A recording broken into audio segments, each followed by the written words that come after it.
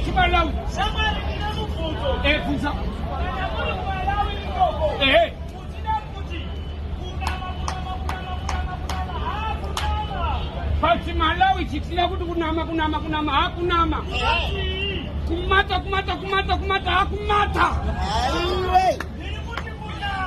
Kumata. Ihanzi kunama.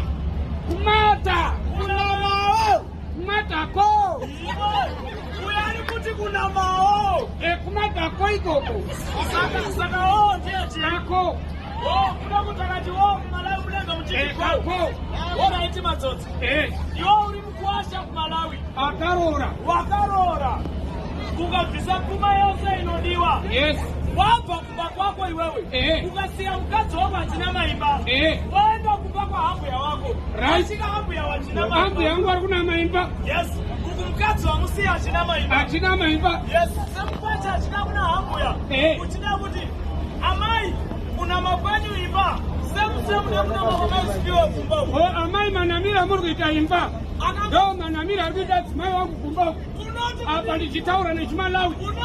Na amai. Amai wangu na maimba. Amai. Tivika amai. Machoma bwanji.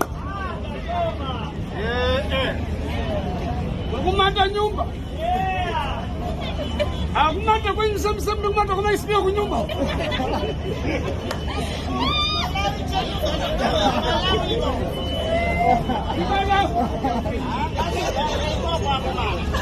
Wakati urakara nani mudi.